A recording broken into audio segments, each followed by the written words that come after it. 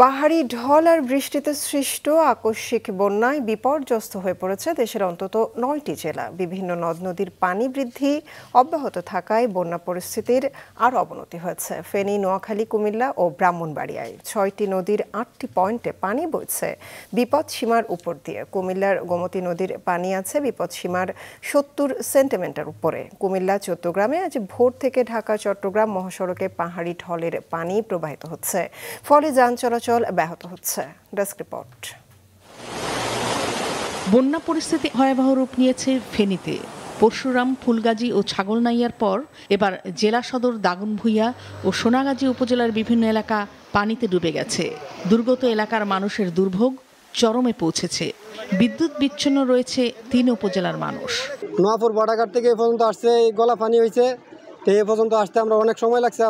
অনেক পানি হয়েছে। এই পানি ১০-১২ দিনেও কমবে না, এরকম অনেক পানি হয়েছে। বাড়ি ঘরের মধ্যে পানি, আবার মসজিদের মধ্যে পানি, রাস্তা দিয়ে আসছি অনেক জায়গায় এই পানি, মাঝে মধ্যে কোমর পানি, স্রোত বেশি, আসতে আমরা অনেক কষ্ট হয়েছে। রাস্তা অনেক জায়গায় ভাঙ্গা। ওরা তো পানির উপরে বাইতেছে, আপনি দেখতেছেন। ওরা এখন বর্তমানে ছাদের উপরে আছে, একতলা সহ পানির তলে আছে, ওরা ছাদের উপরে আছে। আমরা এখন উদ্ধার অভিযানে নামছি, যতটুকু সম্ভব আমরা এতটুকু করতেছি। ওদের বাড়ি ঘরে কোনো রকম পৌঁছে দিতে পারিনি, এটা চেষ্টা করতেছি আমরা। নোয়াখালীর বিভিন্ন এলাকা এখন ৩ থেকে ৫ ফুট পানির নিচে তলিয়ে। পানিবন্দী জেলার ৮ উপজেলার কয়েক লাখ মানুষ। নতুন করে প্লাবিত হয়েছে জেলার সেনবাগ, কোম্পানীগঞ্জ ও কবিরহাট উপজেলার বিভিন্ন এলাকা। সেখানকার টিউবওয়েলগুলো পানিতে ডুবে যাওয়ায় দেখা দিয়েছে বিশুদ্ধ পানির তীব্র সংকট। দুর্গতদের জন্য প্রস্তুত রাখা হয়েছে ৩৫০টি আশ্রয় কেন্দ্র। সেখানে শুকনো খাবার সরবরাহ করছে প্রশাসন।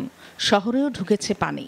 সকালে ঘুম থেকে ওঠার পর দেখতেছি পুরা ভেসে গিয়েছে, পুরা রান্নাঘর, আমাদের ঘর সবকিছু ডুবে গিয়েছে। এই পরিস্থিতিতে আমরা খুব কষ্টে আছি, খুব কষ্টে আছে। এবং পাকঘর, থাকার ঘরে পানি উঠে গেছে এবং আমাদের মৎস্য ফসলগুলো সব ভেসে চলে গিয়েছে। ব্রাহ্মণবাড়িয়ার আখাউড়ার নিম্নাঞ্চলের বন্যা পরিস্থিতির আরও অবনতি হয়েছে। এতে আখাউড়া উত্তর, দক্ষিণ, মোগরা ও মনিয়ন ইউনিয়নের ৩৪টির বেশি গ্রামের মানুষ পানিবন্দী হয়েছে। জেলা কৃষি সম্প্রসারণ অধিদপ্তরের তথ্যমতে ১৯৫ হেক্টর জমির শাকসবজি এবং ১২২ হেক্টর জমির আমনের বীজতলা পানিতে তলিয়ে গেছে।